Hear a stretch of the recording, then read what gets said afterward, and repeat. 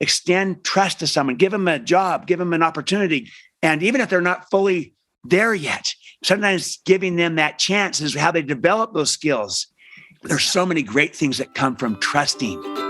Welcome to the HR L&D Podcast with your host, Nick Day, CEO and founder of JGA Recruitment, specialist HR recruiters. Tuning into the HR L&D Podcast will help you to discover strategic growth concepts, leadership development strategies, and the values and behaviours that drive organisational change and success. Together, let's empower our workforces, diversify our thinking, and achieve significant HR success. Hello and welcome back to the HR L&D Podcast. My name is Nick Day, CEO at JGA Recruitment Group, specialist HR recruiters. Now, whether you're watching this for the first time or the 100th time, let me say thank you. Please share this with your colleagues. Please subscribe if you haven't already. And even better, please review if you can. But more importantly, today, I am bringing you a very special guest. In fact, it's a returning guest who I could not be more excited about bringing back to the show, because I'm bringing back Stephen Covey. Now, if you're not familiar with the first episode, recorded about a year ago, it was all about his amazing book, The Speed of Trust, which I read and was inspired by, and had to invite Stephen onto the show to talk to me about that book in more detail. Now, this is all about laying the foundations of trust. But since then, the world of work has changed. We've been through a pandemic. We've been through so much significant upheaval. The way we lead others, the way we trust others has also changed. Now, always with his finger on the pulse, Stephen has absolutely encapsulated that in a new book called Trust and Inspire, which I'm very lucky to have a forwarding copy of. I will put a link to that book in the episode notes as well. But for those not familiar with Stephen and his fantastic work, let me just give you a brief introduction. Steve is the former president and CEO of the Covey Leadership Center, which has grown to become the largest leadership development firm in the world. A Harvard MBA, Stephen co-founded and currently leads Franklin Covey's Global Speed of Trust practice, and has been recognized with a Lifetime Achievement Award for top thought leaders in trust from the advocacy group Trust Across America, Trust Around the World. He is a highly sought after international speaker, which is why I'm incredibly excited to have him on my show today. And his new book, Trust and Inspire, has already received some fantastic endorsements, including one from the CEO of Microsoft, Satya Nadella, and the CEO of Zoom, as well as many, many others. I will again just remind you all, put a link in the show notes to that book for those that are interested. Now, this book is all about how great leaders are able to unleash greatness in others. I don't want to give anything more away. Stephen's the expert here. So, Stephen, welcome back to the show. I'm so happy to have you back on. How are you? I'm doing great, Nick, and I'm absolutely delighted to be back on your show. I had such a fun time last time. It was very exciting for me to say, yes, I'd love to come back. So thank you for this opportunity to be with you and your listeners. Pleasure is all mine. Now, since the last recording, I've introduced a new question to all my guests in the world of HR, and it's this, and what I think will resonate. What do the words human resources mean to you? To me, it means people and the talent, potential, and greatness of people, and the unleashing of that talent, potential, and greatness of people to serve society. So it's all about people. And the whole idea of human resources is that there's talent and greatness in people. We need to develop it and unleash it for the good of our world.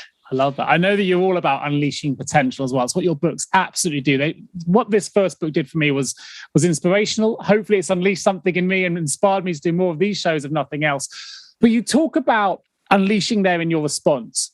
But sometimes that's difficult. And the book is all about trust. So let's start at the foundations here. When you talk about trust, is trust a learnable skill? Absolutely it is. It's learnable. In the same way that we can diminish and lose trust through behavior, we can also consciously, deliberately create it, grow it, expand it through our behavior, through our credibility and behavior. So it's learnable. And that's, for many, Nick, as you know, that idea is a paradigm shift for many. Yeah. You know, a lot of people think, hey, you either have trust or you don't. It's either there or it's not. And that's your starting point. But you can move the needle on this. you can become intentionally good at building trust on purpose, flowing out of who you are, your credibility, and then how you lead, your behavior. And you can behave your way into greater trust. And that's exciting. And that's true for a person. It's true for a team, for a culture. You can build trust intentionally and move the needle on it and turn it into a great strength, an asset.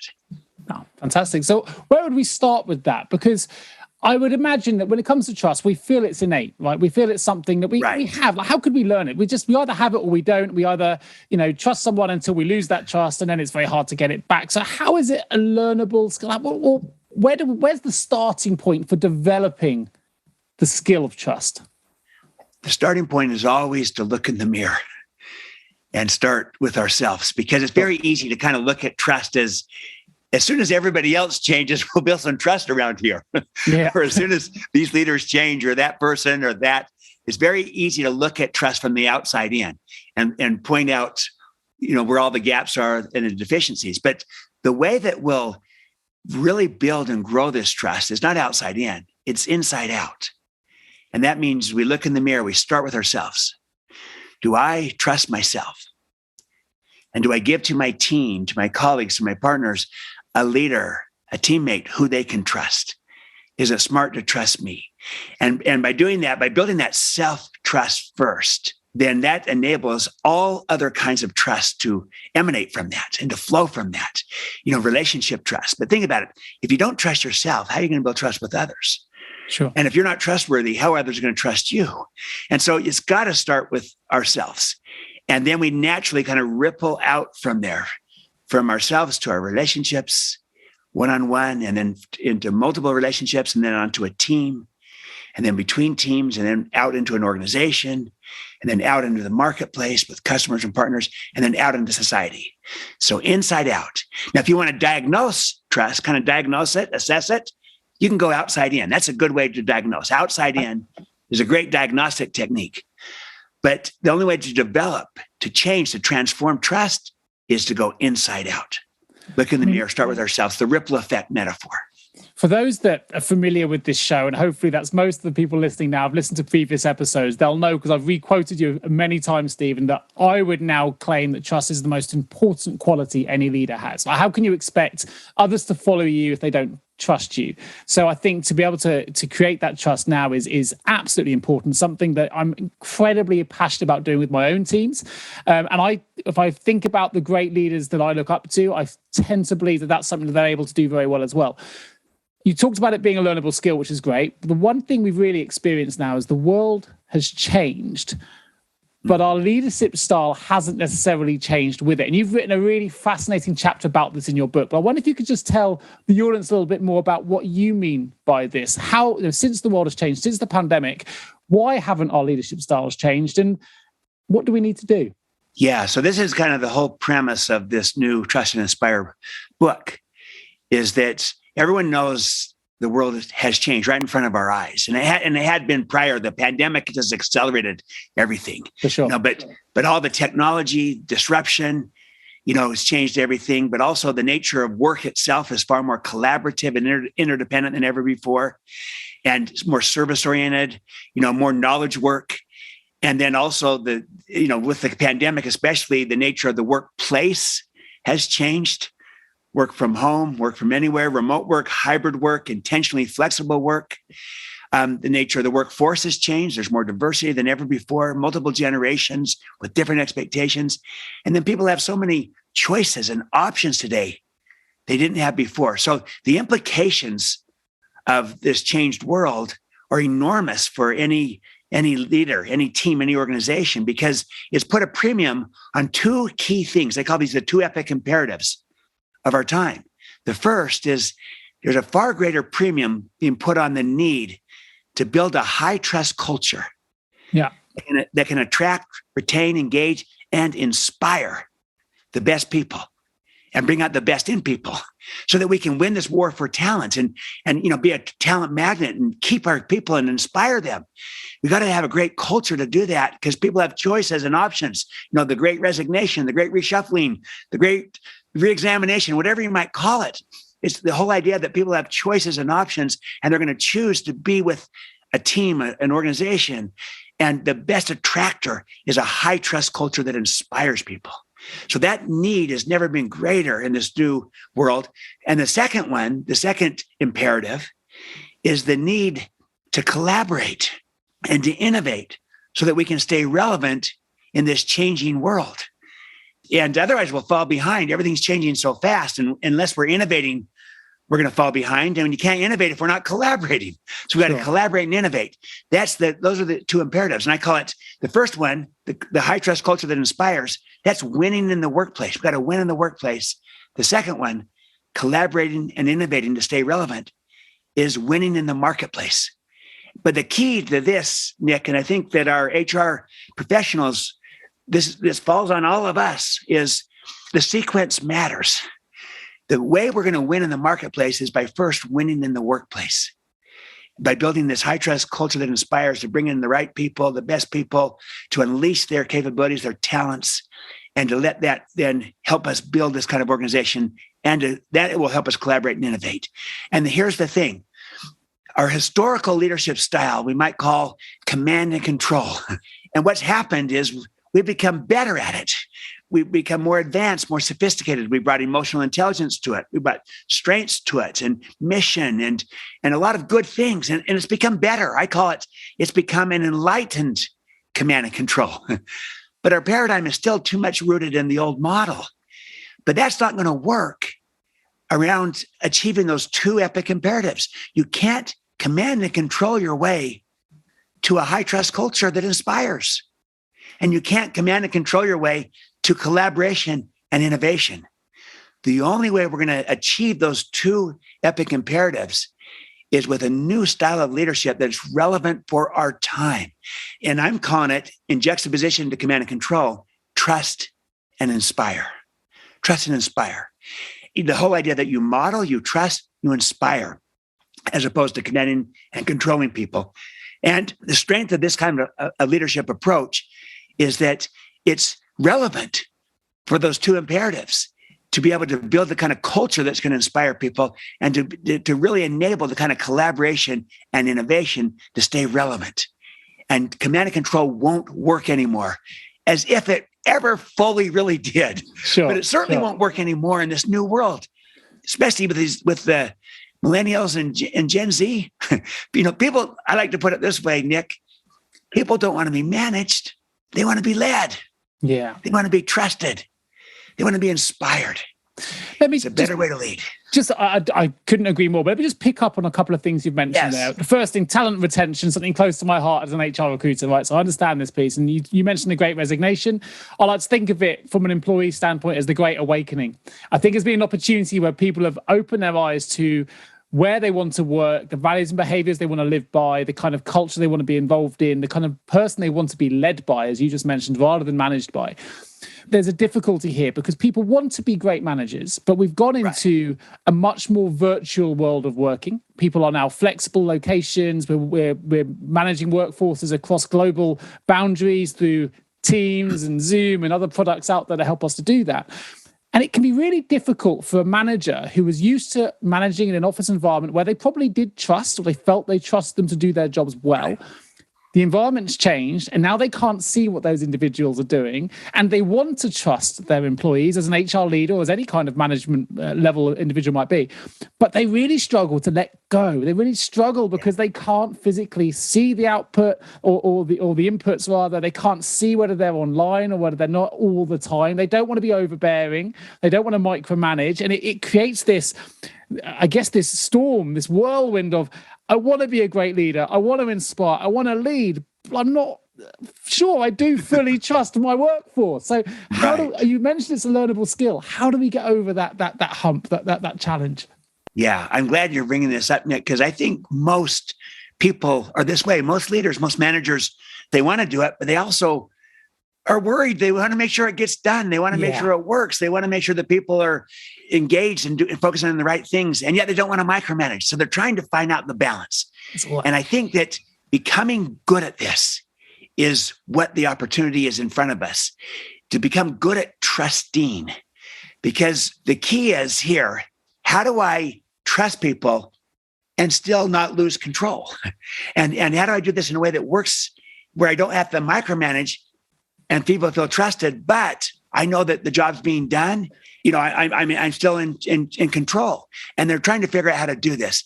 So here's what we describe in this book. Correct. That the whole idea of this is one of three stewardship. I highlight the need for leaders to model, the need to trust, the need to inspire. This is all about the need to become more trusting as leaders, not just trustworthy. You have to be trustworthy, yes. You also have to be trusting. And so, but what makes trusting work in a remote world and where we're not proximate present is that we focus always on two key elements: clarifying expectations around the trust being given, and then mutually creating a process of accountability to those expectations. And in effect, Nick, what we do is we create an agreement around the trust being extended with expectations and accountability. And so then when you do that up front, it takes a little bit of time, but then you move so much more faster after. And you don't need to hover over or micromanage because you built an agreement around the expectations and around the accountability to those expectations. And then people can govern themselves against the agreement that together you built. And they are accountable to you against the agreement that they built. But the agreement governs as opposed to you having to go in and hover over and micromanage. And so it's really a very important process to build the agreement together with your people when you're extending trust with clarifying expectations and a process for accountability to those expectations. If you do that well, then you can be very trusting without losing control. In fact, you'll have more control because people will hold themselves accountable. They'll move into a self-governance. They'll report back to you on how they're doing against the results. They'll be more inspired by it. They'll perform better. And then it will become this virtuous upward spiral. And also, I'll say this, you'll grow the people because we're always trying to do two things. We're trying to get the job done and grow the people. And it's just that we want to make sure the job gets done. So this is a way of doing it. Build the agreement. I call it a stewardship agreement with expectations and accountability built right in. That, I think, is the key. And too often we don't kind of build the agreement up front. And then what happens is we're distant. We're not proximate. We start to then say, I wonder what's going on. So we kind of intervene, hey, let me see what's happening. We might feel like I'm just trying to get informed, but our people might experience it as, do you not trust me? Yeah, it seems like you're micromanaging me. You're hovering over me. And it's just that you didn't up front maybe create a process for accountability that's going to, how we're going to report on this, when, and so forth. It's just critical to build the agreement. And I can think about it here. So you mentioning trust and how to inspire, which is really important. And inspiration comes from trust. If I think about it, actually, from my own position, feeling that others trust me is one of the best feelings you can possibly have. Like feeling that you are trusted, to do a task, to do something on someone else's behalf without the micromanagement. Actually, it's very, very empowering.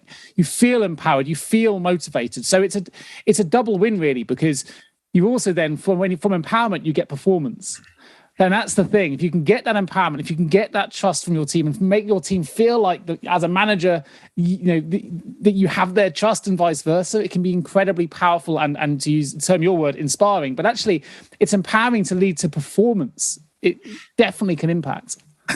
Nick, you've nailed it. It's exactly that.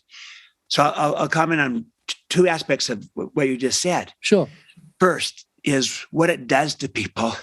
To be trusted is the most inspiring form of human motivation. It brings out the very best in all of us. We want to live up to that trust that we're given. We want to be worthy of it. We want to prove that it's justified. We literally want to not let the person down. I look at when Warren Buffett, that's bought all these companies.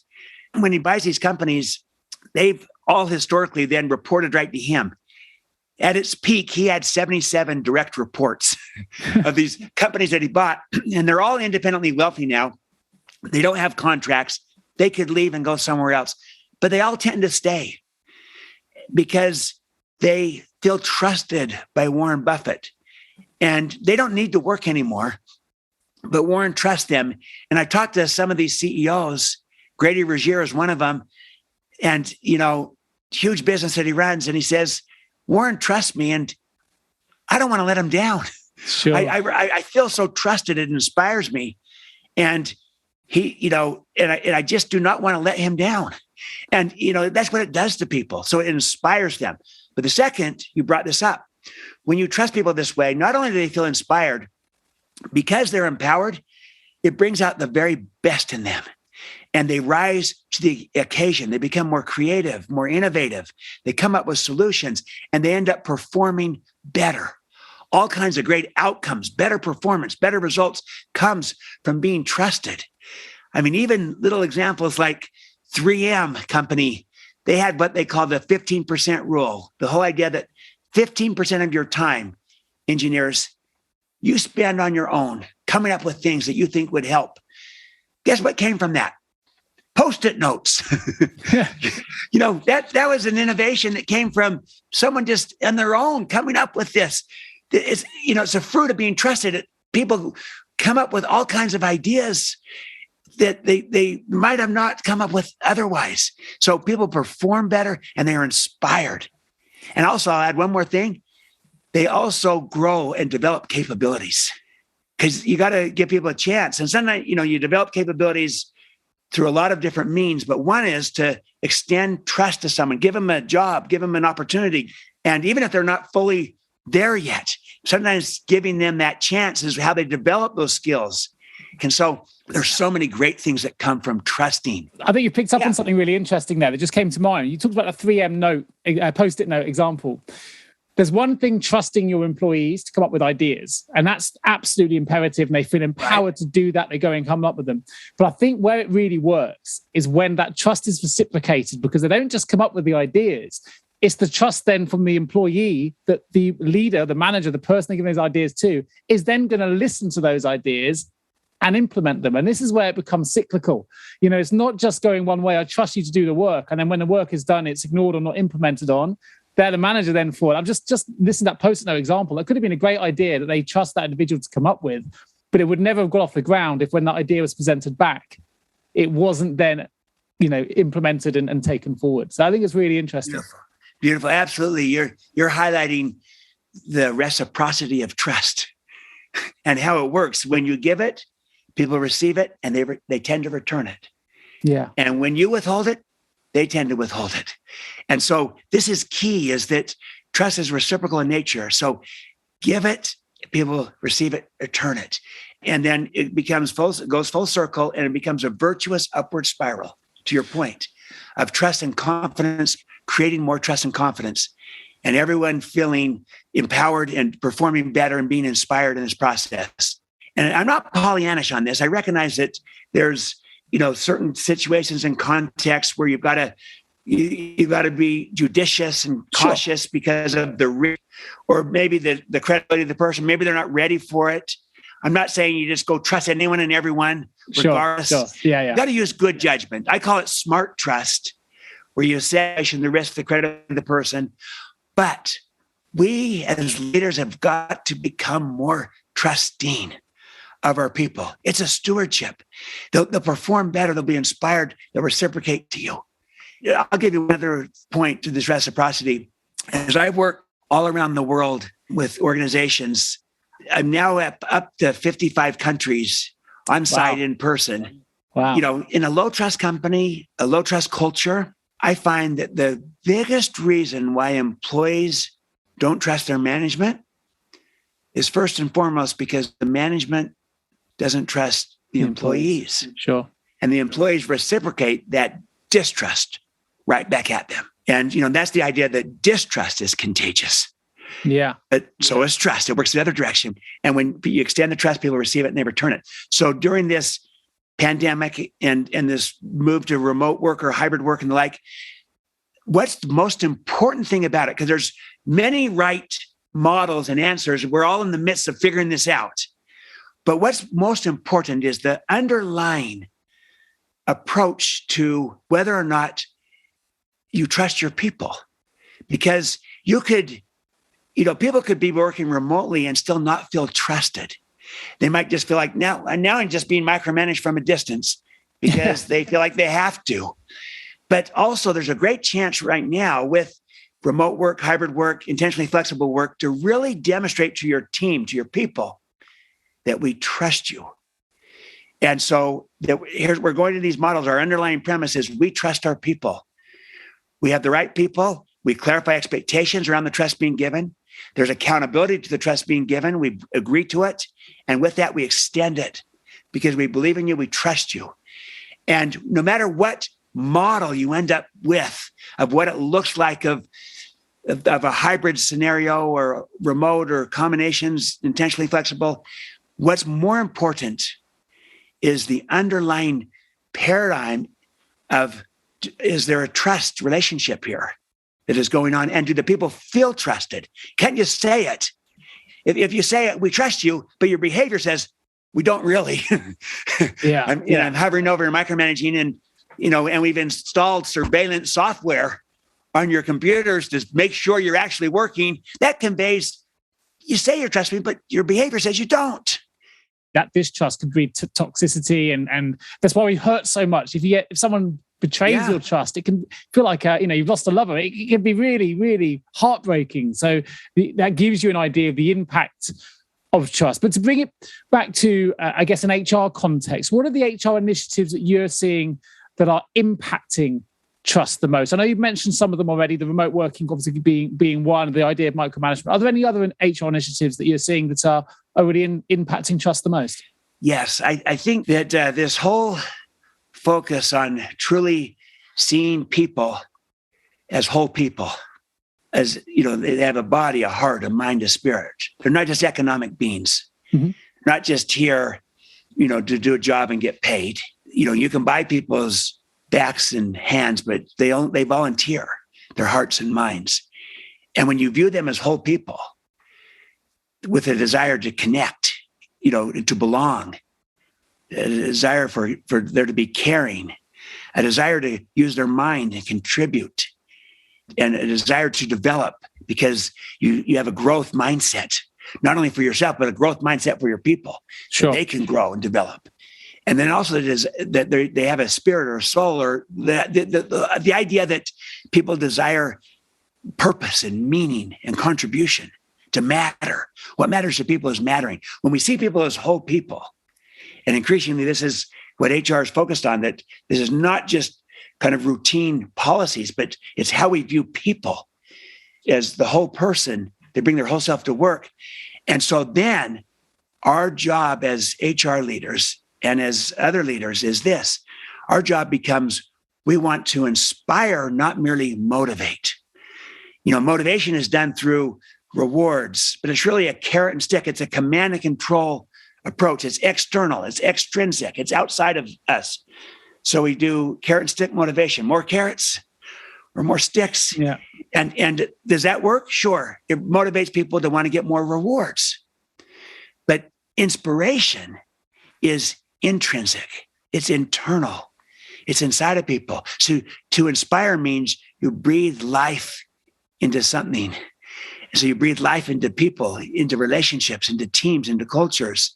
You inspire, you breathe life into that. When people are inspired, that can live on for years. Whereas with mere motivation, with rewards, you got to constantly feed the hungry bear with more rewards, more motivation. And so this is where HR can really help build the kind of culture that is focused on inspiring and, through connecting with people, through caring and belonging, but then connecting people to purpose and to meaning and to contribution. And so that they feel inspired, not merely motivated. Have you ever asked yourself, how can any recruiter understand my HR recruitment challenges? Please don't give up on your hiring challenges just yet. Here at JGA HR Recruitment, we appreciate the difficulties associated with attracting, recruiting, and retaining top human resources talent. We also understand just how costly a poor hire can be. JGA HR Recruitment would like to partner with you to help you overcome your hiring challenges. Contact us today on 01727 800 377 or visit jgarecruitment.com to find out more. I couldn't agree more. And you're so passionate about it. Passion is inspiring me. I want to ask a question. You brought something to my mind. A question that's come from the answer that you just given to me to my first question, which is this. When we speak to employees, when I speak to employees of my own business, when I speak to people looking for new positions in my recruitment world, nearly every time that individual will say to me, I'm motivated by X, I'm motivated by Y. Right? I'm just thinking about this out loud now. So I'm kind of collecting my thoughts as I ask the question to try and articulate this in the right way. Do you think then that there is a major issue, problem? We need a massive, like a much bigger than perhaps we first thought, paradigm shift, because we tend to be protective over the word inspire, almost like the word love. It's very rare that I would say I feel inspired to do this. I would much more naturally in my vernacular say I'm motivated. Is that because there is a lack of inspiration in the workplace generally? Or is it because we're not familiar with the term in the same way? Or is it because actually there is just a lack of trust in the workplace, which is preventing us from using these kinds of words going forward? Yeah, I think that is a good question, Nick, because it's probably all of the above to some degree. Sure. What you just said. And again, at one level, there's some just semantics at play here. And in this sense, you might say, let's look at motivation theory. And you wouldn't call that inspiration theory. You'd say, let's look at motivation theory. And what I'm saying, if you look at motivation theory, the highest form of motivation is inspiration. Sure. But I can still use the term motivate. And someone might say, hey, what motivates me is this. But so that's fine to use that word. But what I'm saying is the muscles in my face change if I use the word inspired than they do if I was to say motivated. So you're right; it's right at the top of the scale, but we see the top of the scale. Yeah. And so if there's a scale and it's called the motivation scale, motivation theory, the top of the scale, is inspiration. And I'm just saying, rather than being in the middle of the scale or the bottom of the scale with extrinsic, carrot and stick, traditional rewards that might motivate but may not inspire. Instead, what if we could move to the top of the scale where people really feel inspired? In fact, there's a study, and I reference this in the Trust and Inspire book, that shows Zenger Folkman did the study that the number one thing that employees want from their leadership is to be inspired. Yeah. And yet they're not getting it. It was the number one thing by far of 16 things. A leader who inspires, but they're not getting it. So I think that's the need that's not being met. So to your point, there's not enough of this. And I'll give one last piece. I think that we've made it harder on ourselves by kind of equating inspiration with charisma, almost like it's mystical. And, you got to be charismatic to inspire, or you got to be superhuman or have unique gifts to inspire. No, inspiring others is a learnable skill. Just like trust is a learnable skill, inspiring others is a learnable skill that everyone can do. Everyone can inspire. Now, why do I say that? That's a big paradigm shift. And I say that because you inspire when you connect with people through caring and belonging, and when you connect people to purpose, to meaning and contribution. And when you yourself are inspired, it's easier to inspire others. It lights a fire. It's like a candle that lights other candles. It can help inspire others. And so it's learnable. And so when we demystify it and separate it from charisma, then it becomes something that we say, this is a stewardship we have as leaders. I'm sure you're like me, Nick. I know some people who might be charismatic, but who don't inspire. They might motivate, but they don't inspire. I know other people who no one would necessarily describe as charismatic, but who are extraordinarily inspiring. So they're not the same. And the main learning of the book and the insight is everyone can inspire. It's a learnable skill. And that's hopeful for all of us as leaders.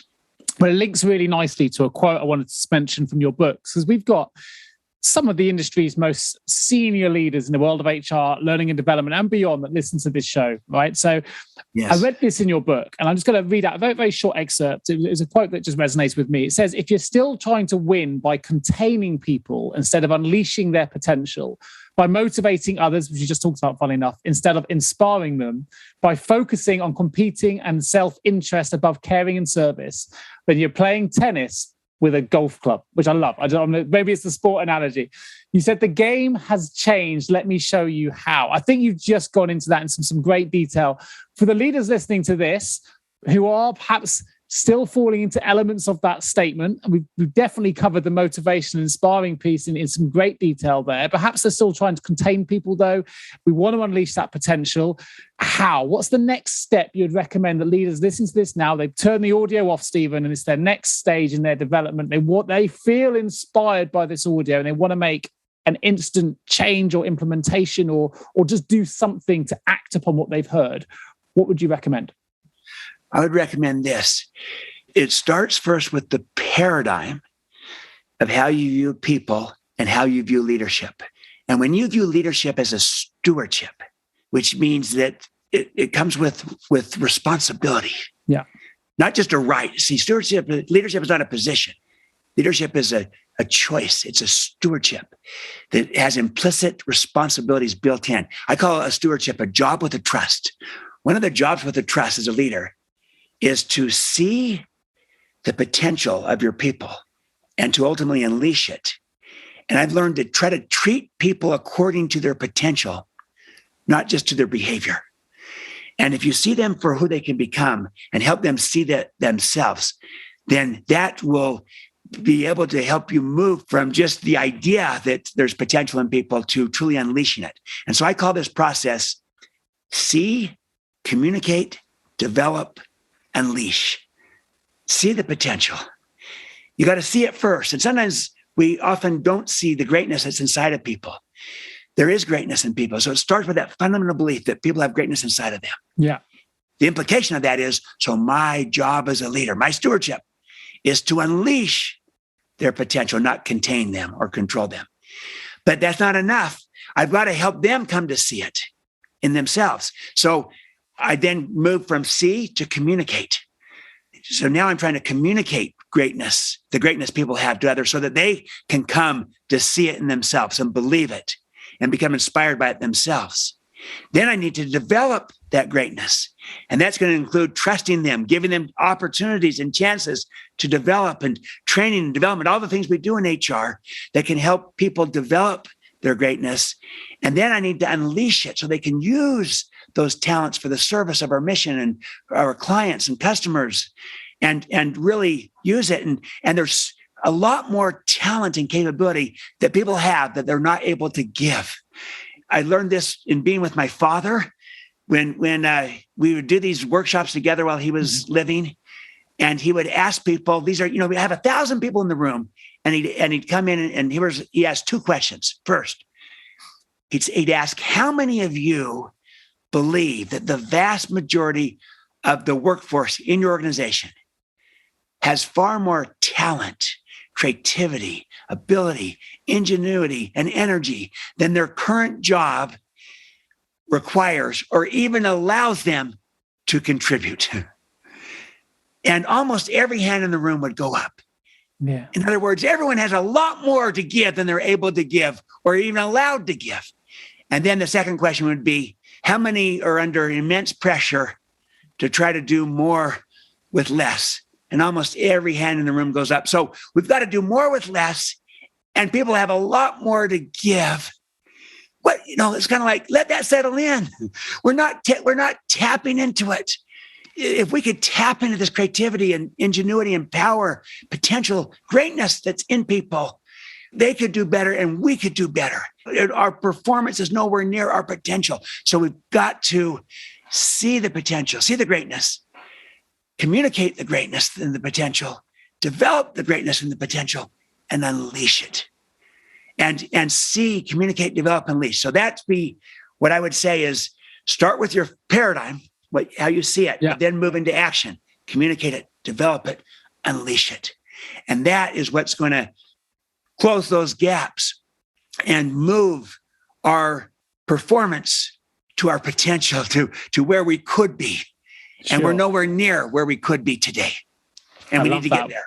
What a brilliant response. I'm gonna play a little bit of devil's advocate on the back of that response, Stephen. Okay, so I don't want to take any of the inspiration out of the audio here because that response was fantastic. However, if I am an HR leader, perhaps listening to this, like, okay, I've listened to everything you've said. I'm going to get into that paradigm shift. I'm going to try and do those deliverables to really unleash the potential. But perhaps something in their life, something in the leadership role has meant that they've done something that may have lost the trust of their employees. They're desperate, they're scrambling to get it back, whatever that might be. Maybe they have micromanaged, maybe they've made an accusation, whatever it is. Maybe it's their personal lives, not even professional. Yeah. But they've done something in their mind that's catastrophic, that has lost the trust of one employee or all their employees. And I'm thinking, what you've said is great, Stephen, but how do I get there when I've lost it? Can you get it back? What do you do? Yeah. My short answer is I believe you can in most situations. Okay. There may be a few situations where the nature of the loss of trust might be so egregious.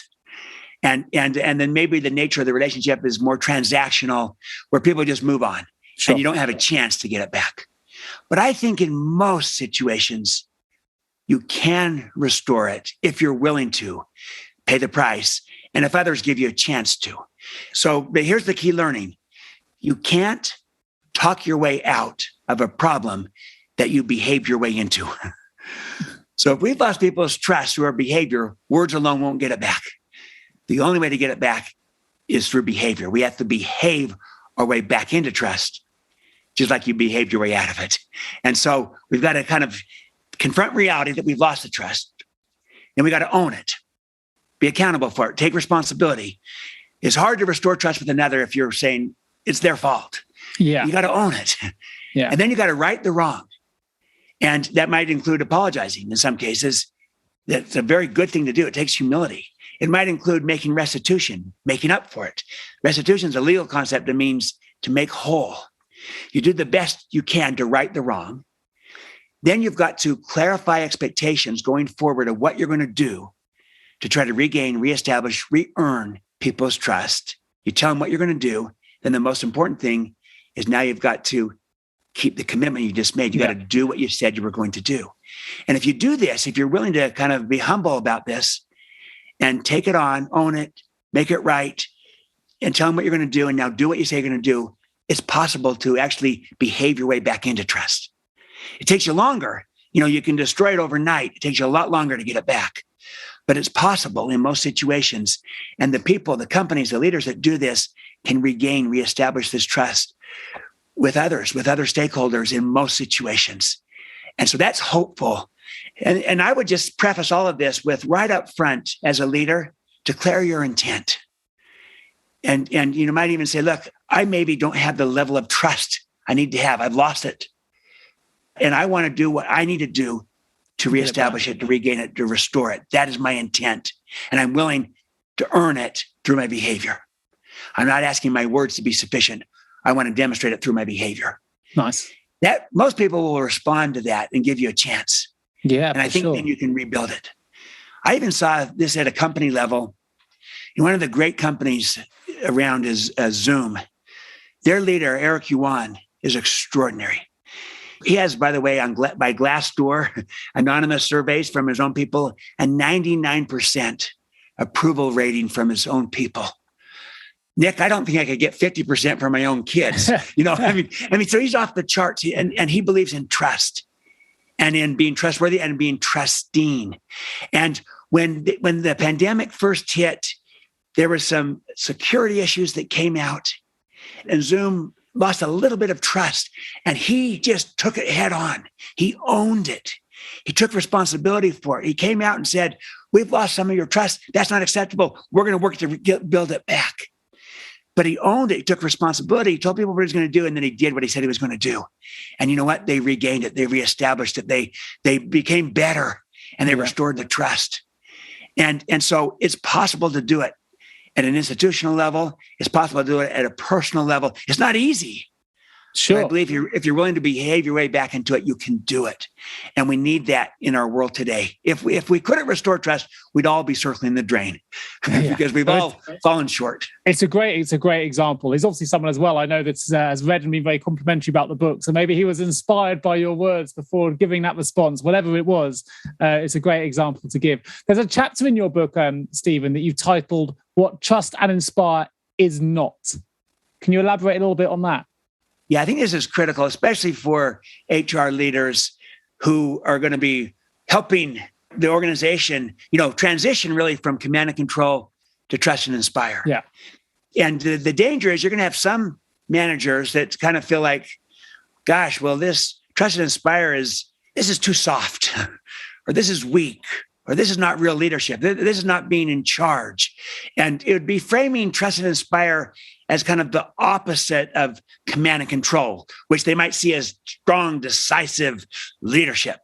And no, the opposite of command and control is abdicate and abandon.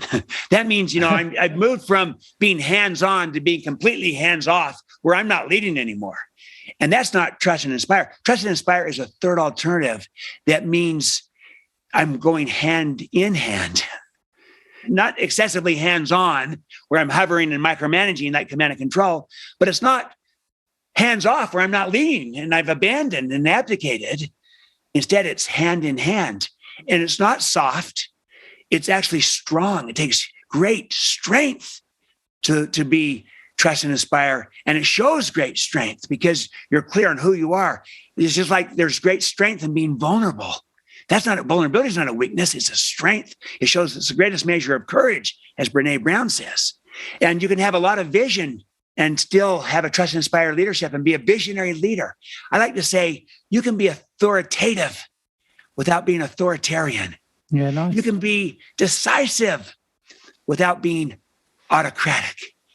You can be detail-oriented without being distrusting. You can be strong without being forceful. You can be compelling without being compulsory. You can be in charge and have control without being controlling. And that's the whole idea of trust and inspire. It is strong and it's a better way to lead in a new world. And so I think it's important that we don't kind of default to what some might see of, well, gosh, command and control is this. We need this kind of leadership in our world today. No, actually, people don't want to be managed. They want to be led. And command and control, its expiration date has passed. It doesn't work anymore. And it's not what the new generations want. It's less effective. You're not going to build a great culture doing that and retain and inspire the best people or bring out the best in people. And you're not going to be able to collaborate and innovate with command and control. Instead, trust and inspire is a better way to build that high trust culture that inspires and to be able to create the collaboration and the innovation to stay relevant through trust and inspire. And it's strong. It's authoritative without being authoritarian. And so it's a third alternative from, abdicate and abandon or command and control. Sure. Yeah. I mean, your passion, your knowledge, your energy. I mean, it's inspiring in itself, Stephen. It really is. And I think everything you're saying for me anyway, and hopefully for my listeners, is absolutely hitting home. It's a fantastic book, Trust and Inspire. Said it's going to be in the show notes. You can absolutely grab yourself a copy. It's going to be on Amazon, so I'll put a link on there as well. But it'd be remiss of me, Stephen, not to ask, with some of the amazing leaders you've worked with, 55 countries you mentioned, some amazing CEOs, some of the world's industry-leading leaders and professionals. I have to ask you, where is leadership going? What's the next big thing? Or how are you seeing leadership going forward? The next big thing is inspirational leadership. This is where, as Wayne Gretzky says, he skates to where the puck is going to be. That's what made him a great hockey player. Where the puck is going in leadership is towards inspiration. Inspiration is the new engagement. Inspiration is the next frontier of engagement. I'm all in favor of engagement. We've been focusing on engagement for 20, 25 years, and we need to remain focused on engagement. But there's another level, and that's inspiration. And there's data from Bain & Company that shows this, that inspired employees are even 56% more productive than engaged employees. Wow. What a great statistic. Yeah. And they're 125% more productive than merely satisfied employees. We all know that satisfied is not enough. That's why we've moved to engagement. But I'm saying engagement is not enough. The next frontier is inspiration. And that's why specifically this leadership style is called trust and inspire. As opposed to command and control, you trust and inspire. And there's 3 stewardships to it: modeling, trusting, inspiring. Modeling is who we are. Trusting is how we lead. Inspiring is connecting to why it matters. And so that's where it's going. Most people will come to the conclusion that we need to move away from command and control. I think most people would say, I get that. I agree with that. And yet the data shows that about 9 in 10 organizations are still operating in some form of command and control. So to know and not to do is not to know. So we know we need to move, but we're still trapped in command and control cultures, industries, structures, etc. We need to move to trust and inspire. What I'm trying to do is name where we need to go, describe what it is that we need to be doing in this new name, trust and inspire. And that is modeling, trusting, and inspiring. It's that simple. And then try to give examples and models of leaders who are doing it and how to do it. And so I might just mention Eric Yuan. He's a trust and inspire leader. Satya Nadella, Microsoft. He literally revitalized and transformed Microsoft through his leadership style. He's a trust and inspire leader. He modeled, he trusted, he inspired, and he continues to do so. They call it model, coach, care. It's the same 3 stewardships: modeling, trusting, and inspiring. He revitalized Microsoft. Their stock price under him is up about 10 times. But more than that, they're winning in the workplace. They got a great culture again that brings in the best people. And they're collaborating and innovating again. Yeah. Cheryl Batchelder, she ran Popeye's Chicken in the United States, a big franchise system, huge, that had gone through multiple leaders in the past under the traditional models of leadership, command and control, even enlightened command and control. She came in, trust and inspire type leadership. She modeled, she trusted and inspired. Night and day turnaround in those 2 imperatives: winning in the workplace, winning in the marketplace, and their economic performance, their financial results also extraordinary, 6-7 times multiple on their stock. There's many leaders that are doing this. We need those kind of leaders today. We need models who can become mentors of this trust and inspire leadership so people can see this is a better way to lead, where you not only get better results, but you also grow your people. Yeah. And so for HR professionals, that's why I really hope that this book you'll find will be valuable, because the subtitle of the book, How Truly Great Leaders Unleash Greatness in Others, that's what we do in HR. Absolutely. What a great, I couldn't agree more. A great place to perhaps finish this conversation today, Stephen. It's been an absolute pleasure. And actually, the things you've mentioned there, the tentacles of HR that this kind of touches upon is phenomenal. It's not just business performance, but it touches on wellness and well-being. It touches on employee engagement, which we've mentioned in detail, but it goes another level beyond engagement. But wellness, which is such a hot topic at the minute. If you feel inspired, it's got to have an impact on your positive mental health and well-being as well, and performance, productivity, and who doesn't want to be an inspiring leader, particularly if you're in a leadership role in an HR, who doesn't want to be considered or seen as an inspiring leader. I think you've left us with so much to think about, so much implementable work as well, both within ourselves and things hopefully we can deliver within our teams and improve performance and get to that inspirational level and aim towards that. So it's been an absolute pleasure. I knew it would be. I was inspired after having you on the show the first time. Delighted to have you back a second time. Stephen, you're so passionate in this subject, and it speaks to me, so I hope it speaks to my audience as well. So thank you ever so much for being on the show. And just one last time, it will be in the show notes, so please do click on the URL, check out the book for yourself. Cannot recommend it enough. And thank you, Stephen Covey, for joining me today on the HR L&D podcast. You're welcome, Nick. And I will say this, that Nick, you are a Trust and Inspire podcast host and leader that's truly unleashing the greatness in the people you're associating with, in our HR leaders everywhere, so that they can unleash the greatness in others. So this is the ripple effect of Trust and Inspire, and you're modeling this. So thank you. Oh, that's made my day. Thank you ever so much. Of course, if you are an HR professional listening to this podcast, you want to find out more about HR recruitment, please check out our own URL, jgrecruitment.com. And just leaves me to say a huge thank you once more to Stephen Covey. And I look forward to bringing you the next episode of the show real soon. Take care of yourselves and each other. Thank you, Stephen. Thank you so much for tuning into the HR L&D podcast with your host, Nick Day, CEO of JGA Recruitment, Specialist HR Recruiters. If you need any help with a current HR or L&D vacancy, then please get in touch with Nick and his team. All contact details can be found in the episode notes. In the meantime, to make sure you never miss a future episode, please subscribe to the show through any of your favourite podcast channels. Till next time.